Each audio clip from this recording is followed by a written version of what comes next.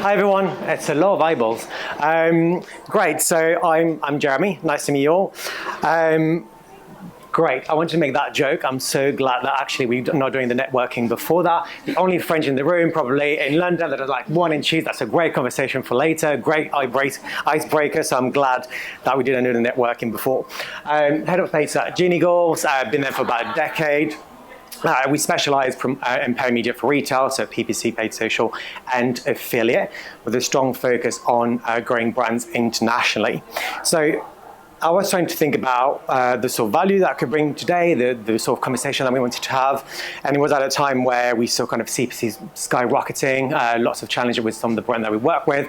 So I thought, what can we do when PMax is no longer delivering? So Paul talked a lot about it, talked about it earlier with Colin as well in terms of search terms. So we're moving into that kind of zero-click era. So what else can we do from our perspective? So that's kind of what I want to bring on today.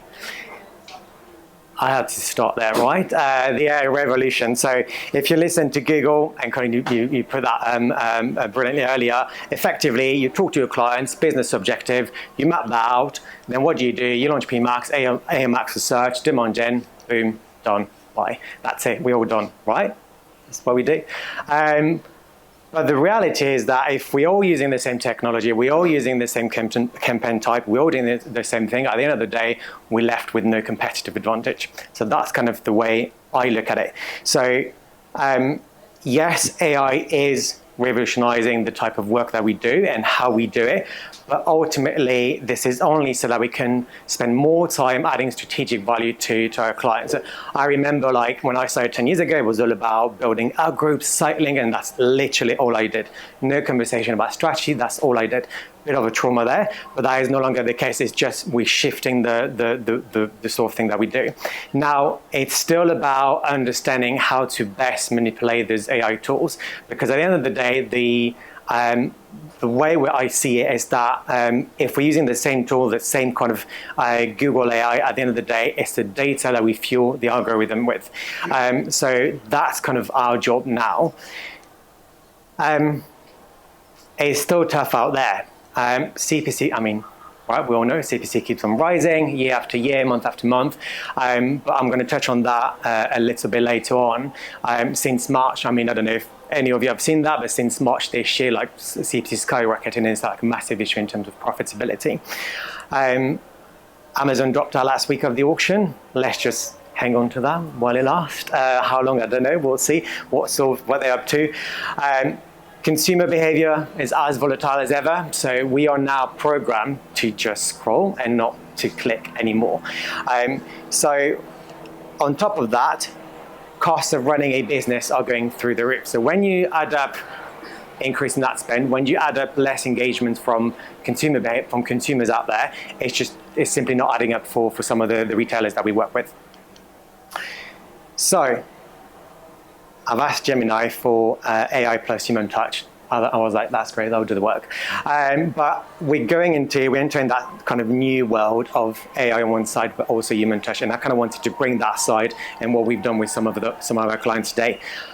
I've got a bit of details on some of those strategies, but really I think for me, every business is unique, so it's not about, hey, take that, go home with it. It's kind of having that conversation, and hopefully we'll validate some of the stuff that you're already doing, if not give you some ideas, and I'd love to hear what you guys are thinking as well. Before we chop and change everything, I think we need to cover our basics. So when things are not going our way, I've categorized it into three different buckets. So the first one is feeding data, and that's effectively everything that you need to fuel the algorithm with. I can't remember who did it, but I quite like the analogy of this is almost like your train tracks, and you're trying to keep your train going on the right direction. Feed optimization is a big one. Don't simply like grab your feed from Shopify and plug it into your merchant center. Look at ways of doing audit. Look at whether you're missing some specific attributes, whether you've got non-monetary attributes from specific verticals that you can add into the feed. Ultimately, that will help match your product with the search query. CSSs, comparison shopping services. no-brainer for me. It's 20% reduction on your CPCs on shopping. Just do it. We talked to so many like large retailers out there. They're still on the Google CSS. They're just not as competitive as they could be versus their competitors. First-party data, it's gold. Again, whether you use Klaviyo, any other first-party data tool, make sure it's you're fueling that data within the platform, and that it's kind of segmented in the right way that makes sense for your business. Conversion goals. Mainly around enhanced conversions, and I think that now Consent Mode 2 got released right in terms of making sure that if you've done that effectively in place already, you're not going to be able to see accurate data into passing back from the Google tag into your account. Then we move on onto creative and audiences. Now these are kind of signals and themes and content themes. Such themes again, making sure they are as relevant as they can be for every single asset group that you are running. Talking about copy and creative alignment, we're trying to create a seamless customer journey here. So whether you're running on PMax, on search, on paid social, whatever the platform is, you want to make sure your content is kind of aligned with all the different platforms that you're using, and testing those as well. And then last but not least, your new PMax feature as well. Soon it'll be there. But I mean, when PMax was first launched, right, it was a complete black box. Now you've got so many different ways you can use it. You've got brand exclusion, and you've got age exclusion, you've got customer acquisition tool, and negative keywords. So a lot of things that we can now look at, and often I see like that kind of plug and play approach. You just turn on PMax, you leave it, and then you're like, oh, it's working, it's not working, but you don't really know what. So there's a lot, I think, still to look at when things are not working, and even if things are working, and to test. Again, I'm not going to say test this, test it in this particular way. Ultimately, it's done to your vertical, it's done to your businesses, it's done to the budget that you've got available. Once we've done all of that, that's when we move into what I've called the first one, the structural change. This, can you see that? It's basically a graph year to date of CPCs for one of our electrical retailer in the UK. They spend about 100K on Google Ads, on PMax, so quite a decent budget, decent volume, conversion volume. They've got both presence online, offline, and kind of good brand awareness in specific regions of the UK. It's quite decent player. This is what they saw. This is what we saw from March onwards. Now everything kind of from price point, auction inside, everything kind of what's quite similar year on year and month after month. No one dropped down massively from the auction. In some cases, PMax, like those CPCs were 20% more expensive, and because margins are so tight within that vertical, it had a huge knock-on effect on the profitability on some of those campaigns. We've got access to some of Google tools to look at demand for a specific vertical within the UK against cost, and what we saw is very much similar to that. We saw kind of demand for that specific vertical kind of flat or slightly decreasing year on year. At the same time, CPC to advertise on the Google platform was kind of going massively up. So it kind of almost like someone just sat there and then kind of pushed the button.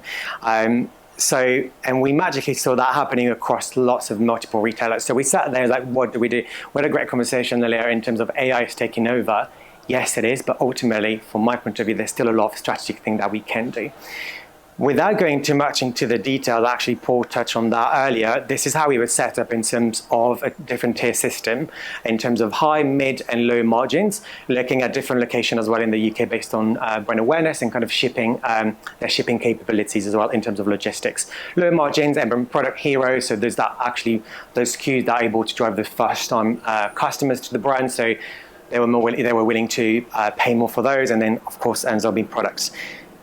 So we knew we were doing the right thing. We looked at feed optimization, we looked at conversion goal, we looked at CRM data, we looked at copy, searching, everything. So we knew we were on the right track. The reality is, this is the new world that we are playing with. This is the new ecosystem. So it was a lot of conversation and back and forth with our client to understand this is what's happening. This is us. We're doing the right thing. Now the goalpost has moved. So we really need to rethink what we're doing.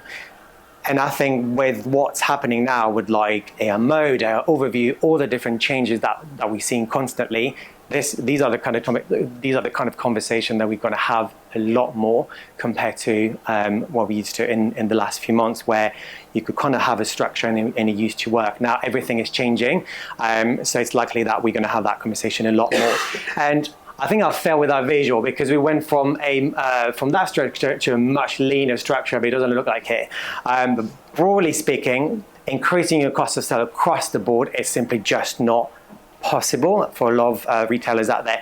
So we had that conversation in terms of how can we feed some of those PMax campaigns like Product Hero with maybe increasing a lot more SKUs in there and tactically increasing the cost of sale in some of those, and kind of on the other side as well, kind of merging some of those locations. So I don't want to get too much in the details in terms of how this works for these guys specifically, but it's almost kind of like we were here, this is happening, we're having a conversation, we're looking strategically on how we can move on that side. And I think I see a lot of, hey, this is how we structured, yeah, this is happening, let's just let the tool do its thing. We need to let the tool do its thing, but ultimately we need to guide it into the right direction. The questionable rollback to standard shopping. I got that graph again because for a lot of our retailers, some of them don't spend that much on PMax, and the reality is that it's all about feeding the tool with conversion data, and some of them are not meeting that threshold because when you've got that increase in CPCs on their account, you're just being priced out of the auction, you're no longer driving enough traffic, and then you go into that loop of not driving enough conversions, and then again you're not able to kind of the tool is not able to bid effectively. That is a massive issue for those small businesses where they just can't increase their cost and they can't simply just magically increase their cost of sale or decrease their return on that spend. So the first point that, again, I'm not saying just move back to standard shopping. I'm just saying these are strategically the conversation that we've had with some of those clients. We wanted to have full control over the placement. We wanted to have greater search term visibility and being able to add negative keywords. Now, well aware that these two now are available on PMax. So again, it's something again that we can test. But the main reason we were doing that is to drive as many conversions as we possibly could. And I've got the data to support that. Sorry, I know Product Hero is in the house, but I'm going to plug in Genie Shopping, a CSS provider. But these guys are a sister company, so they are a CSS provider in the UK and EMEA. They've got about 1,000 retailers and in their book, so a lot of campaigns. We know we need a lot of conversions data for the algorithm to work. Google is telling you something like 15 conversions a month, I think, on standard shopping. Now, what we're seeing here is that these guys looked at hundreds of campaigns that they're running, and effectively the sweet spot is that really between 500 and 1,000 kind of conversion per campaign a month. It means that 70% of those campaigns are either achieving the target or overachieving on the target, on their current target. 15 on one side from Google, 500 from these guys with a lot of data. That is a massive gap. I'm not saying if you're not driving at least 500 conversions a month, just don't do it. I'm just saying this is the data we're seeing. And again, what are we doing with that data? What can we do strategically that's going to work with some of the retailers that are not able to drive these conversions in the first place? Hence why we went back from some of the retailers from moving from PMax all the way to standard shopping, and we were kind of able to fuel the tool with a lot more conversions. Last but not least, I think there's Team PMax and there's Team Standard. But rarely I hear about a model when we kind of look at both. And it works well, especially for the fashion industry. Again, it would be great to have a conversation with you guys afterwards. But when we understand and we reach kind of a point where we are kind of happy with the sort of data and the conversion data that we are going through that we've seen coming through the campaigns, we kind of look at tactically launching things like bestsellers, new season on PMax specifically. Likelihood that conversion rate will be much higher. So that means that with PMax as well, we know roughly it's like 15 to 20% more traffic than standard shopping. So you're able to still fuel the algorithm a lot more engaged traffic, because the reality we talk about a lot of conversions, but ultimately it's also traffic. Traffic is declining, and we need to fuel the tool and to fuel our campaigns with a lot more traffic. So it's definitely something that we put in place with some especially with some of our fashion clients, and we find the relation between the two working quite well. But PMax, I'm sure we've talked about that for so long, but PMax alone isn't the solution in my opinion. So we need to drive conversions, we need to drive sales, of course, and PPC is really good at that. This is where PPC historically has always sit, driving conversions, loyalty, return on that spend. I don't disagree with this. We're still able to drive those conversions, but now consumer journey is even messier than it used to be. We moved from like one platform to the other. We just like our attention span is probably like a goldfish, 3 seconds, something like that. So it's completely different to where we were even 5 years ago. Consumer behavior is completely changing. For me, it's about repositioning the role of the channel. Yes, it's about driving conversion, but ultimately it's about the intent, it's about the traffic that we're driving. And a lot of the conversation that we're having with some of the retailers, some of the example that I just shown earlier, a lot of the conversation is very much about we going into this kind of zero-click era, right? Where Google and all those tech giants want to retain those customers on their platform. They don't want to push them over to your website. And there'll be a point where, I don't know, we can imagine that there'll be a point where you just go on Google to kind of search for the brand and you go directly there.